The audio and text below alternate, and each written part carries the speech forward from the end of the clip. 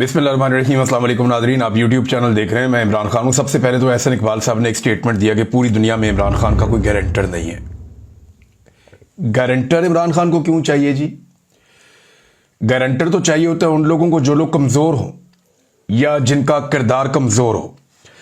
यानी वो तो गारंटर तो पालतू लोगों का होता है कि जनाब ये हमारा आदमी है, बेफिक्र हो जाए, कुछ नहीं कहना तानू, या इसकी हम गारंटी दे देते हैं, आपको कोई प्रॉब्लम नहीं होगा, हम बता देते हैं। आजाद लोगों की तो कोई गारंटी नहीं होती। वो तो वही करते हैं जो उनका दिल करता है, या वो वही करते हैं जो उनके उसूल कहते हैं। आजाद लोगों की गारंटी तो नहीं दी जा सकती। अब ये नहीं जिस तरह मियां नवाज शरीफ की गारंटी आ जाती है बाहर से, क्योंकि सारे जानते हैं कि फंसा हुआ आदमी है, कारोबारी आदमी है, कभी भी अपना माली नुकसान नहीं करेगा। इसको हम साथ ले जाते हैं, उन्हें कहते हैं ठीक है जी मेरी गारंटी दे दे, ठीक है जी। वो अपनी चीजें गिरवी भी रख लेते हैं, बाहर दुनिया के अंदर उनकी जायदादें भी हैं, तो उनकी गारंटी दी जा सकती है। एक ऐसा आदमी जिसका उन्हें पता है इसका करैक्टर कोई नहीं है, जब मर्जी इसको दबाया जा सकता है, इसका बाजू मरोड़ा जा सकता है, इसकी कमजोरियां हमारे पास हैं, तो इसकी हम गारंटी दे सकते हैं। इमरान खान की गारंटी कौन दे सकता है? किसी की क्या जरूरत है कि गारंटी देगा? उसकी कमजोरी किसी के पास नहीं है तो गारंटी कौन देगा? और क्या आप ये कह सकते हैं कि इमरान खान को हम टेम करके आपको दे देंगे? आजाद आदमी की कोई गारंटी नहीं होती। गारंटी होती है पालतू लोगों की, और गारंटी होती है कमजोर लोगों की। किरदार वाले आदमी की गारंटी नहीं होती। एहसन इकबाल साहब को इतनी सी बात समझ आ जाती ना, तो आज वो नवाज शरीफ के साथ नहीं होते। चले इस बात को यहां पे रोक लेते हैं। इमरान खान की कौन गारंटी देगा? यानी गारंटी तो ये अजीब सी बात ही की है कि पूरी दुनिया में कोई गारंटी नहीं दे रहा। भाई इमरान खान को एस्टेब्लिशमेंट ने गारंटी देनी है कि अब हम वो नहीं करेंगे जो हमने पहले किया था। एस्टेब्लिशमेंट ने गारंटी देनी है कि अवाम के मैंडेट का एहतराम होगा, पाकिस्तान में रूल ऑफ लॉ होगा, पाकिस्तान में आज़ादी इज़हार राय होगी, पाकिस्तान में इंसानों को नहीं कुचला जाएगा, पाकिस्तान के अंदर जुल्म जबर और फसादियत खत्म की जाएगी। ये गारंटी पाकिस्तान की एस्टेब्लिशमेंट ने देनी है। पाकिस्तान की आईन ने यह गारंटी दी हुई है, लेकिन आजकल इस गारंटी के ऊपर अमल दरामद नहीं हो रहा। तो ये बहुत अजीब बात की उन्होंने। बहरहाल चले आगे बढ़ते हैं। इमरान खान साहब का एक स्टेटमेंट आया और एक field marshal general Asim Munir का एक स्टेटमेंट आया। पहले इमरान खान का स्टेटमेंट, उसी ऑर्डर से चलना चाहिए, वो लीडर है, उनका स्टेटमेंट पहले आपको सुना देते हैं। तो इमरान खान साहब का जो स्टेटमेंट है वो स्टेटमेंट बताऊंगा और फिर कुछ चीजें आपको उसके साथ मैं रिलेट करूंगा। फिर आसिम मुनीर साहब का जो टीचर्स के साथ उन्होंने बातचीत की वो स्टेटमेंट आपको बताऊंगा, फिर उससे मुताल्लिका चीजें आपके सामने रखूंगा। ये दोनों बयान जो है ना वो साथ रख के देखना बड़ा जरूरी है। इससे आपको मौजूदा हालात का पूरा अंदाजा हो जाएगा कौन किधर खड़ा है। इमरान खान कहते हैं मुझे 2 साल पहले कहा गया कि 3 साल के लिए पीछे हट जाऊं और मौजूदा निजाम को चलने दूं, लेकिन मैं किसी यजीद के कहने पर 3 साल तो क्या 3 मिनट भी खामोश नहीं रहूंगा। मुझ पर 26वीं तरमीम को कबूल करने का भी जोर डाला जा रहा है, लेकिन मेरी जद्दोजहद ही कानून की हुक्मरानी की है और 26वीं आईनी तरमीम ऐन उसके खिलाफ है। मुझसे 9 मई की माफी मांगने का मुतालबा किया जाता है, मगर माफी वो लोग मांगे जिन्होंने सीसीटीवी फुटेज चुराई है, जिन्होंने औरतों की इज्जतें पामाल की, लोगों के घरों का तकद्दुस बर्बाद किया, हजारों सियासी वर्करों को जेलों और हुकूमत खानों में डाला और बेगुनाह लोगों को शहीद किया। 9 मई के केसेस की 1 घंटा भी मेरिट पर समात हो तो ये बेबुनियाद मुकदमात फौरी तौर पर खत्म हो जाएंगे। लेकिन अलमिया यह है कि यहां इंसाफ होना तो दूर की बात है, इंसाफ होता नजर भी नहीं आ रहा। जुल्म से कौमें कभी खत्म नहीं होती, बल्कि नए सिरे से बनती हैं। नबी अकरम सल्लल्लाहु अलैहि वसल्लम ने 13 साल मुश्किल तरीन वक्त काटा, लेकिन आप सल्लल्लाहु अलैहि वसल्लम डटे रहे और बिलाखिर सुरखरू हुए। लिहाजा हम सबको आप सल्लल्लाहु अलैहि वसल्लम के नक्शे कदम पर चलते हुए बहैसियत कौम डट कर आखिरी दम तक मुकाबला करना होगा। जब इंसाफ का हर दरवाजा बंद कर दिया जाए, फिर पुरअमन एहतजाज के सिवा कोई रास्ता नहीं बचता। तहरीक इंसाफ समेत पूरी कौम को पैगाम देता हूं कि मुल्क गिर एहतजाज के लिए तैयार रहें। पाकिस्तान में कानून मुकम्मल तौर पर मुअत्तल है, यहां औरतों की भी इज्जत महफूज नहीं है। मेरी अहलिया बुशरा बेगम सिर्फ सहूलतकारी के इल्जाम में 14 माह से कैद तन्हाई में है, हालांकि उन पर जुर्म साबित भी नहीं हुआ। Doctor Yasmeen Rashid cancer survivor और बुजुर्ग खातून है, मगर इनको भी बेशर्मी से जाली मुकदमात में पाबंद सलासल किया गया। मेरी बहनों जिनकी उम्रें 65 से 70 साल के दरमियान है, हाई कोर्ट के हुक्म पर जेल में मुझसे मिलने आती हैं, जो इनका और मेरा बुनियादी हक है, मगर एक कर्नल इनको रोक देता है और अदालत का हुक्म रद्दी की टोकरी की नजर हो जाता है। जंगल के कानून का यह आलम है कि मेरी बहनों को यहां से गिरफ्तार किया जाता है और चक्री के पास आधी रात को ले जाकर बेयारो मददगार छोड़ दिया जाता है। जिस मुल्क में अपनी खवातीन के साथ ऐसा सलूक हो, वहां का इखलाकी म्यार फौत हो चुका है। मरियम नवाज के लंदन में 5 फ्लैट्स निकले थे, मगर उनकी जमानत 2 माह में ही हो गई थी, क्योंकि शरीफ खानदान डील पर राजी हो गया था। जो फिरौनियत के आगे झुक जाता है उसके सब केस माफ हो जाते हैं, मगर जो हक पर खड़ा हो जाता है वो बेजुर्म भी सजावार ठहरता है, उसको सजा दी जाती है, चाहे उसका गुनाह कोई भी ना हो। 2 साल में बैरून मुल्क से कोई सरमायाकारी इसीलिए नहीं आ सकी क्योंकि दुनिया जानती है कि यहां कानून एक कर्नल के जूते की नोक पर है। याद रहे कि सरमायाकारी के बगैर ना मुल्क में माशी इस्तेहकाम आता है और ना ही मईशत तरक्की कर सकती है। जब तक अदालती अहकामात कर्नल के इशारों के मोहताज होंगे, तब तक सरमायाकारों के लिए एतमाद की फजा नापैद रहेगी। पूरी कौम इंसाफ के लिए अदलिया की तरफ देख रही है, मगर 26वीं आईनी तरमीम करके अदलिया को मफलूज कर दिया गया है। इस तरमीम के पीछे 2 ही वजूहात हैं। एक तो धांधली ज़दा इलेक्शन का तहफ़्फ़ुज़ करना, दूसरा मुझ समेत तरीके इंसाफ की लीडरशिप और कारकुनान को जेल में कैद रखना और एहतसाब के खौफ के बगैर बुनियादी इंसानी हुकूक की खिलाफ वर्जी करना। 26वीं आईनी तरमीम के बराह रास्त 2 नताइज निकले हैं। बता रहे 2 चीजें हुई हैं 26वीं आईनी तरमीम के बाद। एक ये कि अदलिया अपने आईनी और रवायती किरदार के बरक्स इंतजामिया के सामने बिल्कुल सरेंडर कर गई है। मिलिट्री कोड के हवाले से सुप्रीम कोर्ट का फैसला आइन के आर्टिकल 175(3) के मुतसादम है, जो कहता है कि अदलिया इंतजामिया से अलग है, मगर यहां इस आर्टिकल में तरमीम किए बगैर ही एग्जीक्यूटिव को अदलिया के तमाम इख्तियारात सौंप दिए गए हैं। मिलिट्री कोर्ट्स के साथ साथ मखसूस नशिस्तों पर भी बेंच बनाकर तरीके इंसाफ से ये नशिस्तें छीनने की कोशिश की जा रही है। वोट तरीके इंसाफ को पड़ा है, मगर आइन के बरखिलाफ ये नशिस्तें दूसरी जमातों को देने की कोशिश जारी है। दूसरा उन्होंने कहा यह कि अदलिया इस कदर मफलूज हो चुकी है कि आला अदलिया और जज अपनी मर्जी से मुकदमात लगा ही नहीं सकते। नतीजतन मुझे भी अदालतों से इंसाफ नहीं मिल रहा। कभी मेरे केसेस के लिए बेंच मुकम्मल नहीं होता, कभी समाअत नहीं होती, जानबूझकर मेरे मुकदमात को अल्तवा में रखा जाता है। मेरे बुनियादी इंसानी हुकूक भी मुअत्तल है। जेल मैनुअल के मुताबिक जो हुकूक एक आम कैदी को हासिल होते हैं मुझे वो भी नहीं दिए जा रहे। मेरे बच्चों से मेरी बात नहीं करवाई जाती।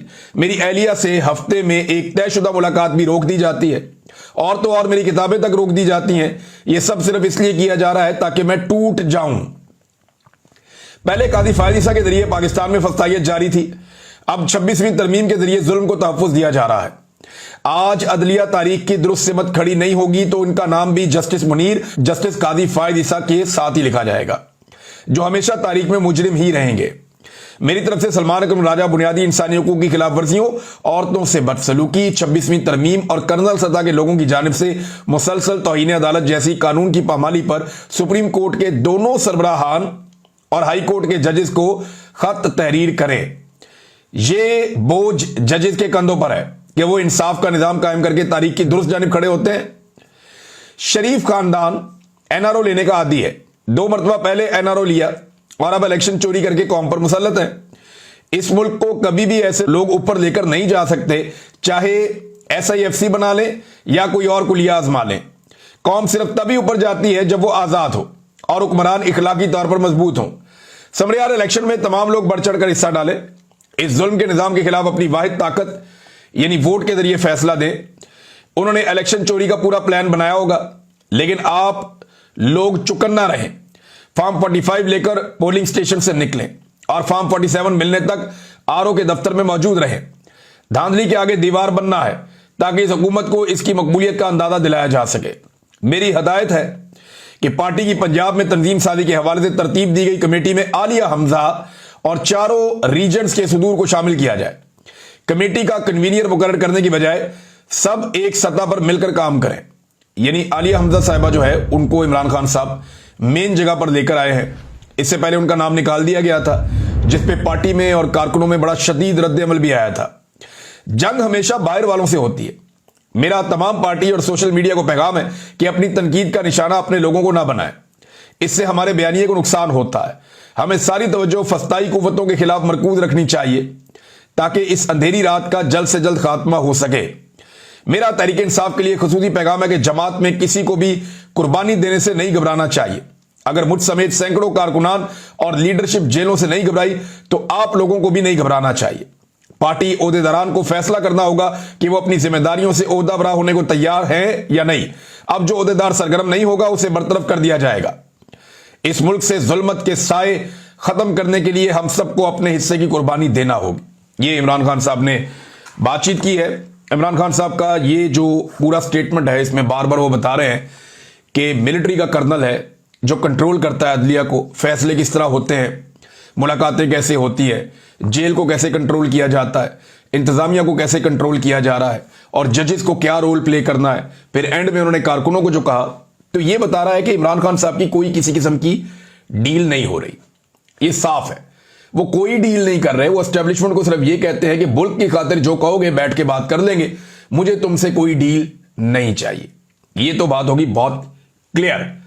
लेकिन साथ ही साथ इमरान खान साहब ने चौथा गेयर लगाया हुआ है और 4x4 भी डाला हुआ है।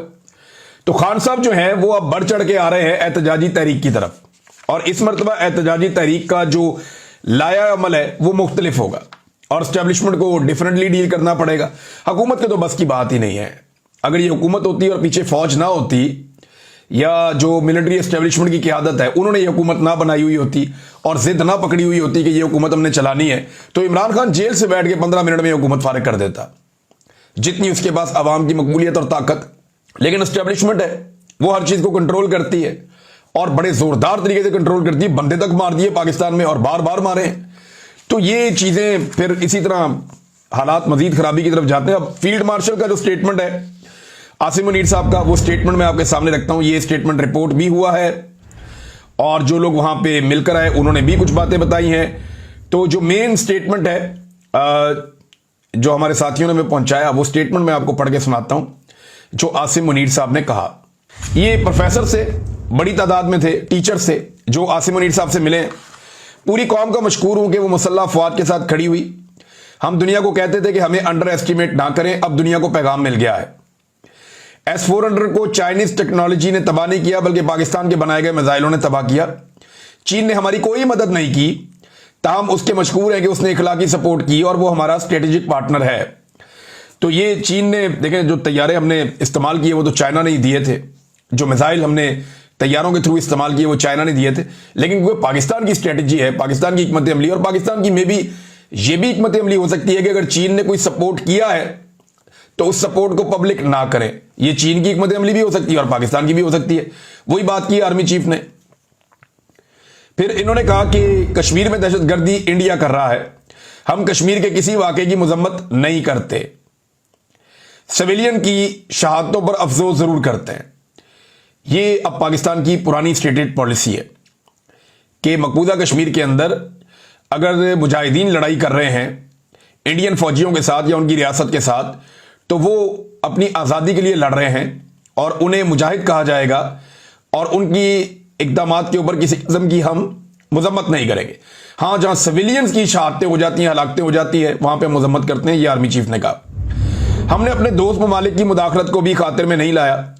मैंने दोस्त ममालिक को कहा कि एक आज़ाद मुल्क का सिपह सलार या मर जाएंगे या जवाब देंगे। खास तौर पर ईरान का उन्होंने शुक्रिया अदा किया। अल्लाह की मदद से पाकिस्तानी कौम और पासपोर्ट की इज्जत बहाल हुई है। अच्छा, पासपोर्ट की इज्जत बहाल हुई है आर्मी चीफ ने कहा। तो मैं जरा बता दूं कि अफगानिस्तान, शाम, इराक, सोमालिया और पाकिस्तान, ये दुनिया के 5 मुल्क हैं 200 मुल्कों में से जिनके सबसे बदतरीन पासपोर्ट है। पासपोर्ट की इज्जत बहाल करनी है, ये बड़ी अच्छी बात है, लेकिन इसका मुकाम बेहतर तभी होगा जब दुनिया के अंदर इस पासपोर्ट की इज्जत होगी। और जब ये पासपोर्ट आप किसी जहां पे मुल्क में देंगे और वो उसकी इज्जत करेंगे, वो तभी आपको पता चलेगा ना। अभी तो जो पाकिस्तान के पासपोर्ट की सूरत हाल है, अफगानिस्तान, शाम, इराक, सोमालिया और फिर पाकिस्तान, ये है। Bharat, Bangladesh, Iran, Rwanda, Nigeria, Sri Lanka, Nepal, Bhutan, Yemen, Korea, Libya, Congo, Africa, Ethiopia, Cambodia, Kenya, इन सब के पासपोर्ट हमसे बहुत बेहतर है, हमसे बहुत बेहतर है।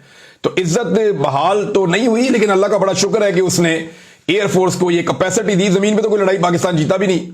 ये तो जो है वो लतीफ खोसा साहब ने सवाल भी उठा दिया, बड़ा सख्त सवाल है, लेकिन क्योंकि सवाल है तो उठाया जा सकता है कि हमने जमीनी लड़ाई तो लड़ी नहीं या हमने कोई फतह किया ही नहीं, तो फिर फील्ड मार्शल का ओहदा आर्मी चीफ को क्यों दिया गया? ये उन्होंने सवाल उठाया लतीफ खोसा साहब ने। इसके बाद उन्होंने कहा कि यहां बदर और ओहद के हवाले दिए और साथ तमाम सियासी जमातों का एजेंडा इक्तदार है, ये उन्होंने कहा। देखिए, ये ना सियासतदानों को गंदा करते हैं हमेशा मिलिट्री एस्टेब्लिशमेंट के लोग। अब आर्मी चीफ ने भी यही कहा, थोड़े दिन पहले DGISPR ने कहा कि सारे सियासतदान करप्ट हैं, और आज आर्मी चीफ ने कहा कि तमाम सियासी जमातों का एजेंडा इक्तदार है। भाई वो इक्तदार में आएंगे और आने के बाद वो अपना इंप्लीमेंट करेंगे ना, जो भी वो करना चाहते हैं, उनका एजेंडा है। इक्तदार से बाहर बैठ के तो कोई जमात अपनी पॉलिसी को इंप्लीमेंट नहीं कर सकती। तो जो पहला मरहला होता है ये होता है कि जनाब हमारी ये पॉलिसी है, लोगों के सामने रखते हैं, लोग पसंद करते हैं तो वोट देते हैं, वोटों से वो इक्तदार में आते हैं, इक्तदार में आके वो उस पॉलिसी को इंप्लीमेंट करते हैं, और अगर ना कर पाए तो लोग अगली मरतबा किसी और को वोट दे देते हैं। तो ये तो पूरी दुनिया का सेट पैटर्न है। तो तमाम सियासी जमातों का एजेंडा इक्तदार है। ये वैसे आपने इक्तदार बांटा है, आर्मी चीफ साहब ने फॉर्म 47 के ऊपर एक जाली हुकूमत इस वक्त मुल्क में बैठी हुई है, तो उन्हें इस बात का आइडिया होगा। हमारी यूथ शैतानी चुंगल में फंसी है, लेकिन भारत के खिलाफ सब मुत्तहिद दिखाई दिए। देखिए, जब भारत के खिलाफ पाकिस्तान का वही नौजवान पाकिस्तानी फौज के साथ खड़ा हो गया ना, तो इनको बहुत प्यारा लगा। लेकिन जब वही नौजवान पाकिस्तानी फौज या मिलिट्री एस्टेब्लिशमेंट, जब मिलिट्री एस्टेब्लिशमेंट में कहूंगा, फौज तो बेचारे बड़े मासूम लोग हैं और बड़े प्यारे लोग हैं, तो जो मिलिट्री एस्टेब्लिशमेंट के लोग हैं, जब वो फैसले करते हैं आम आदमी को कुचलने का, तो यही नौजवान जब उसके ऊपर रिस्पॉन्ड करते हैं तो वो कहते हैं शैतान है। यानी जिस वक्त वो साथ खड़ा हो जाता है इंडिया के खिलाफ, इंडिया के जुल्म के खिलाफ हमारा नौजवान खड़ा हो जाए तो भगवान है, और अगर पाकिस्तान के अंदर होने वाले जुल्म के खिलाफ खड़ा हो जाए तो शैतान है। ये तो नहीं हो सकता ना। मेरे वालिद एक स्कूल टीचर थे। टीचर मुआशरे में अहम है, आप पर जिम्मेदारी है। हमारे नौजवान नस्ल फरेब, आइडियलिज्म का शिकार है, सेल्फ सेंटर्ड लोगों के दरमियान घिरी हुई है। जरूरत है कि इस नौजवान को अवेयरनेस दी जाए। बड़े वेल अवेयर्ड हैं ये नौजवान, ये जानते हैं पाकिस्तान में कब कब किसने क्या किया। इनकलाब में 14 अगस्त 1947 को इनकलाब आ गया था, अब कोई इनकलाब नहीं आएगा। नाज़रीन, एक चीज मैं आपको बताता हूं कि दुनिया में जितनी भी स्टेटस को की पावर्स होती है ना, ये तारीख आप उठाकर देख लें आज तक, हर स्टेटस को हमेशा अगर किसी चीज से सबसे ज्यादा डरता है तो वो अवेयरनेस से और इनकलाब से डरता है, कि लोगों को शऊर आ जाए या कोई इनकलाब आ जाए। तो स्टेटस को की हामी जमातें या शख्सियात हमेशा ये चाहती हैं कि इनकलाब कभी ना आए और लोगों को अवेयरनेस या शऊर कभी ना मिले। हम सुनते हैं, लोग कहते हैं मुल्क दिवालिया हो रहा है, लेकिन दिवालिया नहीं हो रहा, बल्कि हम $1 ट्रिलियन की इकोनॉमी बनने जा रहे हैं। देखें, ये तो ख्वाजा आसिफ कहते थे हम दिवालिया हो नहीं रहे, हम दिवालिया हो चुके हैं, और वो आर्मी चीफ के बॉस है। अगर उन्हें लगता है कि वो गलत कह रहे थे तो अपने बॉस से बात करें। मैं कराची गया तो देखा कि वहां बिजनेस कम्युनिटी डरी हुई है। उन्हें बताया गया कि पाकिस्तान दिवालिया हो रहा है। BLA को फितनातुल हिंदुस्तान कहें, वो बलूचिस्तान, वो बलोच नहीं है बल्कि भारत के कुत्ते हैं। माजी में बहुत हमदर्दियां हुई, अब इनसे कोई हमदर्दी नहीं होगी। इस मुल्क में गिलगित से लेकर गवादर तक मिनरल्स हैं, मादनियात है, इसलिए कोई मायूसी नहीं है। तो ये मिनरल्स और मादनियात अभी शहबाज शरीफ के दौर में तो नहीं निकले, ये तो जुल्फिकार जी भुट्टो के दौर में भी थे, जब कायदे आज़म ने पाकिस्तान बनाया तब भी थे, इमरान खान के दौर में भी थे, हर अदवार में थे। तो मायूसी तो फैलाई जाती है जानबूझकर। ये तो हम जानबूझकर कौम को मायूस करते हैं कि सियासतदान बहुत बुरे हैं, ये कर रहे हैं, ये वो कर रहे हैं, लिहाजा हमें ट्राई करो। 4 दफा पाकिस्तान में मार्शल लॉ लग गया। फिर जो बड़ा इंपॉर्टेंट स्टेटमेंट है आर्मी चीफ का वो ये है, उन्होंने कहा कि सोशल मीडिया के बेहंगम इस्तेमाल को कंट्रोल करेंगे। क्या चीन और अमेरिका में कोई फौज को गाली देता है? देखें, पाकिस्तान में भी फौज को गाली कोई नहीं देता, और जो लोग देते हैं वो बहुत आटे में नमक के बराबर है, और उन लोगों को कोई ओन नहीं करता, सब लोग उनके खिलाफ हैं। फौज को गाली कोई नहीं देता, लेकिन तनकीद जरूर होती है फौज के गलत किरदार के ऊपर। देखें, चीन में तो चले है ही जमहूरियत नहीं है उस तरह से, लेकिन अमेरिका में जमहूरियत है। अमेरिका में तो लोग बहुत तनकीद करते हैं मिलिट्री पॉलिसीज के ऊपर, निकल आते हैं, जंगों के खिलाफ एहतजाज करते हैं, खुलकर सड़कों पे आते हैं, कोई उन्हें नहीं मारता, कोई उन्हें गिरफ्तार नहीं करता, उन पे कोई मुकदमात नहीं होते। अमेरिका के अंदर तो खुल के लोग अपनी अमेरिकन पॉलिसीज के खिलाफ या मिलिट्री या उनकी एस्टेब्लिशमेंट की पॉलिसी के खिलाफ खुलकर आकर वोट भी करते हैं, बात भी करते हैं, हर जगह पे डिस्कशन होती है, कोई नहीं पूछता, आजादी सारे राय है वहां पे। बरतानिया में भी ऐसे ही है। चीन की मिसाल अगर आप दें तो वो आप दे सकते हैं, या सऊदी अरब की, ऐसे मुल्कों की जहां पे डिक्टेटरशिप है, जहां पे उस तरह से कानून नहीं है जैसे जमहूरी ममालिक में होता है। फिर उन्होंने कहा कि आइन कहता है कि फौज के खिलाफ बात नहीं करनी, मुल्क की सलामती पर अब कोई बात नहीं होगी। देखिए, फौज के खिलाफ बात नहीं करनी ये तो आइन कहता है, लेकिन यही आइन फौज की कुछ जिम्मेदारियां भी लगाता है। यही आइन कहता है कि इक्तदार पे कब्जा नहीं होगा। यही आइन कहता है कि हुकूमतें गिराने और बनाने का काम आपका नहीं है। यही आइन कहता है जो कायदे-ए-आज़म मोहम्मद अली जिन्ना कह गए थे कि पॉलिसी आपने नहीं बनानी, आपने पॉलिसी फॉलो करनी है जो सिविलियंस बनाएंगे, जो अवामी मुंतखब नुमाइंदे होंगे वो आकर बनाएंगे। तो आइन की पाकिस्तान की तारीख में अगर किसी ने सबसे ज्यादा खिलाफ वर्जी की है तो पाकिस्तान की मिलिट्री एस्टेब्लिशमेंट ने आइन को तोड़ा है और बार बार उससे गद्दारी की है। तो ये आर्मी चीफ को ये बात समझनी पड़ेगी कि पाकिस्तान के लोग अब ये बात समझ चुके हैं कि आइन की खिलाफ वर्जी मिलिट्री एस्टेब्लिशमेंट की जानिब से होती है। और जब यानी आप जिन फौजों की बात करते हैं उन्होंने कभी अपने मुल्कों में मार्शल लॉ नहीं लगाए। या तो अमेरिकन फौज अमेरिका में मार्शल लॉ लगा देना, फिर देखें वहां की अवाम क्या करती है। या चाइनीज फौज चाइना के अंदर मार्शल लॉ लगा दे, फिर आप देखें वहां की अवाम क्या करती है। या इंडियन फौज इंडिया के अंदर मार्शल लॉ लगा दे, फिर देखें वहां की अवाम क्या करती है। तो अगर हम जमहूरी हैं या जमहूरी मुल्क के अंदर रहते हैं तो हमें बोलने का हक होना चाहिए गलत बातों के खिलाफ। फौज के खिलाफ बोलना और मिलिट्री एस्टेब्लिशमेंट की गलत पॉलिसीज के खिलाफ बोलना, ये दो अलग अलग चीजें हैं। पाकिस्तानी फौज से राजी है ये लड़ाई जो हुई है, पाकिस्तानी बड़े खुश हुए, लेकिन जो मिलिट्री एस्टेब्लिशमेंट की गलत पॉलिसीज हैं, जो मैंडेट को चोरी किया गया, जुल्म जबर और फस्तागियत की पॉलिसी, सबसे मकबूल लीडर को जेल के अंदर बंद करके लगातार उसे तकलीफ का निशाना बनाया जा रहा है, और एक ऐसी हुकूमत बिठाई हुई है जिनको लोगों ने वोट ही नहीं दिया, लोगों ने मुस्तरद किया हुआ है, तो फिर लोग उसके ऊपर रिएक्शन देते हैं। अब यहां पे सिलसिले इन चीजों के चल रहे हैं, बड़ी अजीब अजीब खबरें हैं मेरे पास, लेकिन एक खबर है जो बड़ी तकलीफ दे है। सायरा बलोच साहिबा है, ये बलूचिस्तान से हैं, एक्टिविस्ट हैं, ये एहतजाज करती रहती हैं, इनके अपने भाई भी लापता हैं। 7 साल वो बताती हैं जी मेरे भाई लापता हैं, और उनको जो है वो बाकायदा उनकी गिरफ्तारी भी डाली गई थी, लेकिन उसके बावजूद आज तक मंजर आम पर नहीं आए। माजबीन बलोच जो कि बलूचिस्तान से ताल्लुक रखती हैं, उनके भाई को 24 मई को जबरी तौर पर गुमशुदगी का निशाना बनाकर लापता कर दिया गया था। अब माजबीन बलोच को गुज़िश्ता शब से लापता कर दिया गया है। तो ये जनाब एक और खबर उन्होंने दी, और साथ वो ये बता रही है कि पहले तो हम बहनें निकलती थी अपने भाइयों के लिए एहतजाज करने के लिए कि लापता जो भाई है वो वापस आ जाएं, अब हमारी बहनें भी जबरी गुमशुदगी का निशाना बन रही हैं। क्या हमसे सबने आंखें बंद कर ली हैं? ये सवाल भी पूछा सायरा बलोच साहिबा ने। तो ये बड़ी तकलीफ दे एक चीज थी, मैंने आपके सामने रखी है। नाज़रीन, आखिर में मैं आपको एक चीज बताता हूं कि पाकिस्तान तहरीक इंसाफ एक डॉक्यूमेंट्री जारी करने जा रही है। ये एक तफसीली डॉक्यूमेंट्री है 1 घंटे की, और इसमें वो ये बताएंगे कि तहरीक इंसाफ के साथ गुज़िश्ता चंद सालों में क्या कुछ किया गया। कुछ लोग जो है वो उंगलियों से मट्टी झाड़ रहे हैं, कुछ लोग जो है वो चीज़ों को मुबहम कर रहे हैं, ये बता नहीं रहे कि तहरीक इंसाफ के साथ जो जुल्म और जबर हुआ वो मिक्सअप कर रहे हैं। सारे नाली होता कोई बात नहीं, खैर है, और ये आ जाएगा इमरान खान भी बाहर आ जाएगा। नहीं, ये जो तारीख लिखी गई ना 3 साल में, इसकी माजी में कोई और मिसाल नहीं मिलती।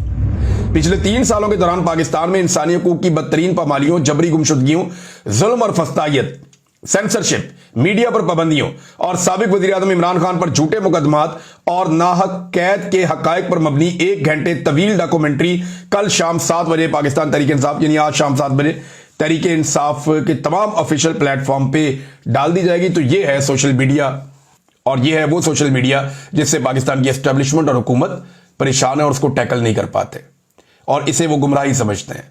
देखिए, जो कुछ दिखाया जाएगा ये हुआ है तो दिखाया जाएगा ना। अब तक के लिए इतने, अपना ख्याल रखिएगा, अपने चैनल का भी। अल्लाह हाफिज।